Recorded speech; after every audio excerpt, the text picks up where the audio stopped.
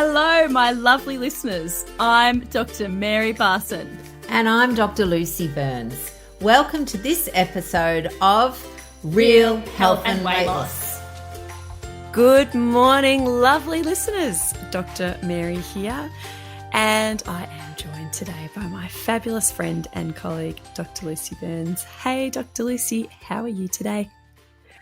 I'm wonderful, Maz. I'm really wonderful. By the time this episode comes out, there's two things that I will have done right after this. So the first thing is I will have come back from a retreat. So some of you know that I help with another colleague run retreats for doctors on self-care. So self-care is something that everybody from all walks of life struggle with. And the retreats are a wonderful restorative process. So I'm sure I will be feeling restored and wonderful. And the other little milestone in my life is that I will have just had my wedding anniversary. Hey! So 24 years, I know. Wow. Which, you know what's, I remember when my parents had their 25th wedding anniversary, and I don't know what I was, a teenager of some sort, maybe young adult. And I just remember thinking, oh my God, they're ancient. And here I am entering, the ancient. And I realized that it's so interesting how age is just your perspective. I don't feel at all ancient. I feel rather hip and groovy. I'm probably not. My teenagers will be rolling their eyes like crazy. But it's amazing, isn't it? It's all just perspective. It is all perspective. And I don't think you are anything approaching ancient. Yeah, and yes, I'll go along with you being hip and groovy, definitely. Wonderful. And congratulations for your 24 years. I know. Silver next year. So we'll have to come up with something special to celebrate. Something fancy. Sounds good. Yes. More than a cup of tea. Yeah, we do like a fancy cup of tea though. That's a great way to celebrate. I will be 28 weeks pregnant when this podcast comes out. I'll be gearing up for my 28-week scan. So that'll be fun. Exciting. I'm interested to see how I will be at 28 weeks. I'm looking forward to it. It's a few weeks away now. I'm doing pregnancy Pilates, antenatal Pilates, and I am just, for some reason, quietly surprised at how I can still get stronger and more flexible even though I'm pregnant. I don't know, I had this sort of idea that my physical capabilities would just kind of decline and then I could pick them up again later. But no, actually, it turns out that you can get stronger and more flexible even when you're growing a baby. So hopefully I'll be even more stronger and even more flexible at 28 weeks. Absolutely. And look, I reckon that there might be a little story in your head there that is something, for a lot of people, pregnancy, it used to be called the delicate state, and people were fragile and they were mollycoddled and wrapped in cotton wool. And, the birthing process used to be called confinement, which is just an awful word because you had to kind of, recover. And so I think the, new way of looking at pregnancy is that it's a physiological state, and that absolutely you can certainly look after your body in a way that it doesn't need to be mollycoddled. No. My beautiful Pilates instructor, when she's getting us to do these things that, require a lot of endurance and to work past the burn and stuff, she says, you have a powerhouse inside you. And I love it. I think that we all actually have a powerhouse inside us. I love that you just said the story then. I'm sure I do have lots of stories in my head about being pregnant. I'm sure that lots of women do as they go through this experience, because that ties in very nicely with today's topic. It's a little segue. I love a good segue. That's storytelling. We humans are storytellers. We are storytelling animals, a narrative species. We use stories to make sense of the world all the time. We use the stories that we tell each other. We've got collective stories in our culture, in our society, stories in our family, and lots of stories within our head. And we really believe our stories. We believe the stories in our head. When you're learning new information, if you're going to a webinar or a lecture, if the information is presented to you in a story rather than a list of facts, you're able to remember it much more. It's far more engaging, and people who can teach with stories are generally considered to be really engaging, talented teachers by leveraging storytelling. And I reckon that the best stories are the stories that we tell ourselves. And Lucy, sometimes these stories are really helpful and useful, like there is a powerhouse inside me, and I can change, I can get stronger and fitter and more flexible. And sometimes these stories aren't so helpful, like I can't even begin to think about changing my diet until my life and house and routine are all completely perfect. Absolutely. And, we talk a lot in this podcast about diet culture. And, having been an expert dieter, I feel like I am well equipped to comment in this space, because for me, a diet was something you started on Monday, you did it perfectly. If you weren't perfect, you were breaking it or cheating. It was quite a negative connotation. And so I often spent months and months waiting for the perfect opportunity to start the diet because I didn't want to fail. Yep. So it's a story that you can't start until everything's perfect. Yep. And it's binary. It's either you're doing it perfectly or you're failing and you're not doing it at all. Yeah. And this is part of the story in our head that keeps us stuck, so that when we do have a deviation off our path, our brain goes, well, that's not perfect.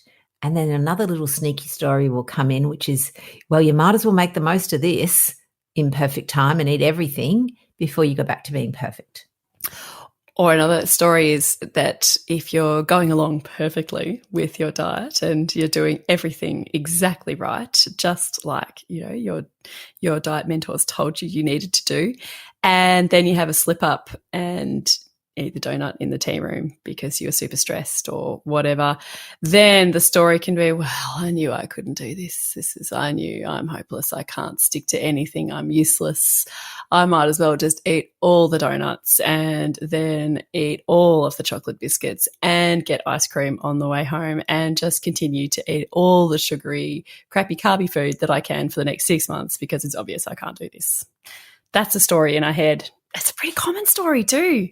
It is. It is. It's really common. The I can't do it. I won't be able to do it perfectly. It's super common. And again, not our fault, but it's just a story that's A, not true, and B, not helpful. And again, we often talk weight loss is a personal development journey, and part of it is understanding the stories in your head. What is your head saying? What is the story that is coming out? And having the ability to step back and see if it's true. Is it true? So for a long time, the story in my head was that when I go on holidays, I get to eat whatever I want, whenever I want, for as long as and as much as I want, and I'll deal with the consequences later. And that story, you can have that story if you want to. You're the boss of you.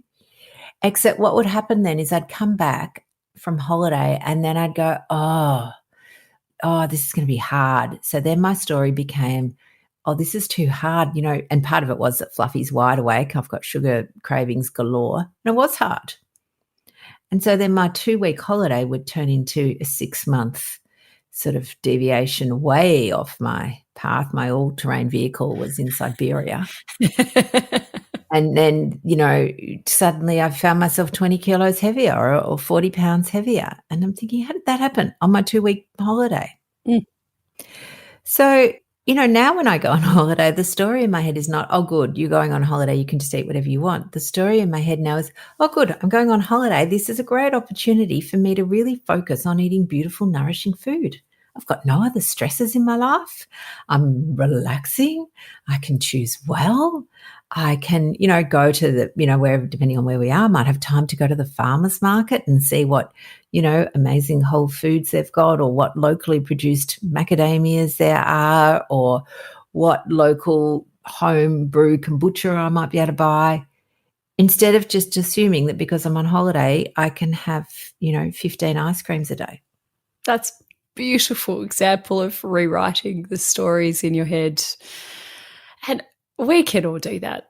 So, beautiful listeners, I'd encourage you just to have a think now. Do you have any stories in your head about food, about alcohol that are unhelpful to your health and your health goals? What are your stories that you've got about food? Because I guarantee that you have got lots. Absolutely. And alcohol's a common one for a lot of people. They have the idea. There's two stories that will often come, or maybe three. One is, I won't be any fun if I don't have any alcohol. And all my friends are going out to have fun and I don't want to be a downer, so I'm going to continue. That might be a story.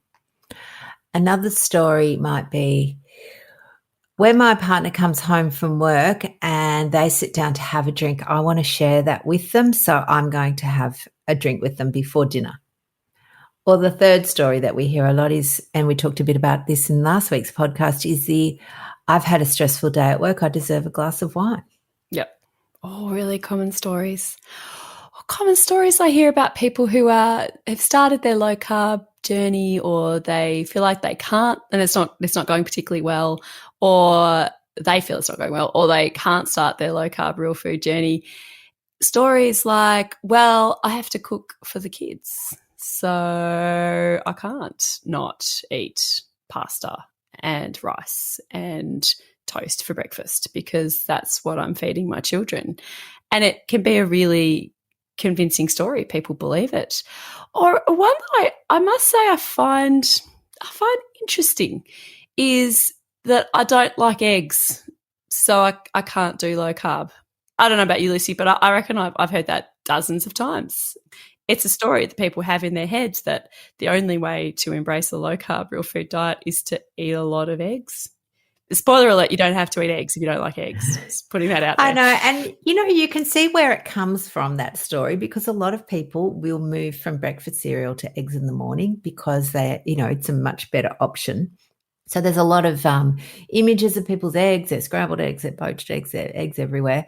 And so people go, well, I don't eat eggs, so I can't do it. It's a story. It's an absolutely seemingly reasonable story. And this is the thing about our brain. It tricks us because the stories seem quite reasonable. It's just that they're often not true. Yes, often not true, and possibly never, ever completely true, but you can find stories in your head that are closer to the truth than further away from the truth. I'd say the whole breakfast needs to be certain breakfast foods is a collective story in our heads. It's a cultural story that was quite possibly cooked up by Uncle Toby's Sanitarium and Kellogg's that... Cooked up, yeah. I like that. I'm clever. I would challenge that story. Breakfast doesn't have to be special breakfast foods. It's food that you are using to nourish your body. It can be anything. It can be a curry. It can be leftover dinner. It can be whatever you want it to be. And it certainly doesn't have to be bacon and eggs. Absolutely. And it's interesting, in many cultures, their breakfast food might be some, I think it was when we were in Turkey, we got a plate of tomatoes, some cucumber, olives, much to my husband's disgust, but I had his because I love them. And it wasn't mozzarella, but it was a cheese sort of like that on the plate. And I remember at the time thinking, because, we were about 20 something, and it was back when, we ate cereal for breakfast. I'm thinking, oh, this is weird. It was weird. It felt weird to me, but it's perfectly fine. Yes, it's good food, in fact, yes. Yeah, absolutely. And the stories in our head, I totally love this, because when you can step back and think about the story in your head, you can then decide whether that story is helping you or hindering you. And you can just change it. And to be fair to us, our stories might come because of past experiences. So as an example, somebody may be able to, again, due to that diet culture thing of being perfect. So yeah, when everything was going well, I could stick to my air quotes diet and lose the weight. But once I'm out of routine, I can't do it. And that may have been the experience because that's what you were told, that you either do it perfectly or you're not doing it at all. And so we have this story and we can reflect back with perhaps some experience. And so it makes sense. But you can absolutely change it. And in fact, I would say if we recognize that our lives are rarely in routine because as humans, they're not. You might have some things that you like to do, but there is always stuff that comes up. We're not robots. There is always a time where, you might go for a walk every day and you like that and that sets you up. But if your cat gets sick and you have to take it to the vet and you miss your walk, that doesn't mean that you can't do your lifestyle plan. Yes. It doesn't have to be perfect all the time. And we don't need to wait for that perfect moment, the moment where everything is suddenly all in line, the stars have aligned, everything is calm and there's peace in the house, the kids are all sorted, your partner's keeping the kitchen table clear. That is the time when you can start tackling your lifestyle change, be that whatever it is, a meditation practice, changing to low carb, real food, regular exercise regime, perhaps maybe finally setting down and doing the journaling that you've always wanted to do. The thing is that perfect moment when everything is ready, it doesn't exist. It may never exist. And you can make changes anyway. Yeah. Waiting for the perfect time is what keeps us stuck. And expecting that we will do whatever change we want to do perfectly also keeps us stuck. I say it a lot that a shower doesn't break a drought. So again, a bit here and there is not a big deal. Shower every day and suddenly there's no drought. And you can do the reverse thoughts if you want. A small change most of the time will make a big difference. And I know, Mez, we've talked about brushing your teeth. If you miss brushing your teeth once a week, your teeth aren't going to fall out. Yeah. But if you brush your teeth for a couple of minutes, most days, you're going to have good teeth. Yeah. Same with, meditating just a few minutes a day. If you get into a regular pattern of it, within a few days to weeks, you actually literally start changing the gene expression in your body and your brain for the better. And so it's a very small change that results in really huge benefits. And you don't need to turn your entire life upside down to start it. And you don't need to wait for the perfect moment either. No. I love that expression, and we have used it a number of times that, the best time to plant a tree was 20 years ago and the second best time is now. Yes. Waiting for the perfect time will just result in another 20 years passing and no action. Yeah. Go and plant your tree. That's right. Go plant your tree and examine those stories in your beautiful brain and know that they're pliable and that you can rewrite them and that you're in charge of the stories that you tell yourself. Absolutely. And, recognizing, again, personal development, recognizing that we all have there's only a few. I mean, there's a few, but they're all the same. It's always the same story. It may have a slightly different context, but it will always be the same story. And when you can step back and unpack it and look at it and go, oh, I don't know why I was thinking that. It's okay. Remember, thoughts are just connections between two nerve cells. Your brain, the more your brain thinks something, the easier it is for your brain to continue thinking that. Just doesn't mean that it's true. Yes. Our beautiful brains lie to us all the time. They just do, to make stories and to make sense of the world. It's just what happens. Yeah. And it's not bad. It's not terrible. It's just something to be aware of and know that because you are the boss of you, you can change it. You can change those stories in your head. And in fact, I would say that you have to. For any story that no longer serves you, changing it is the key. Wonderful, friends. I think that's it for us this week. We will see you next week with another episode. Have a wonderful, wonderful week. Goodbye, everybody.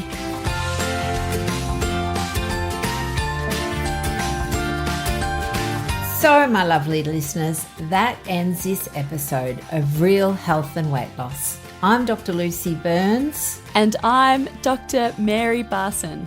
We're from Real Life Medicine.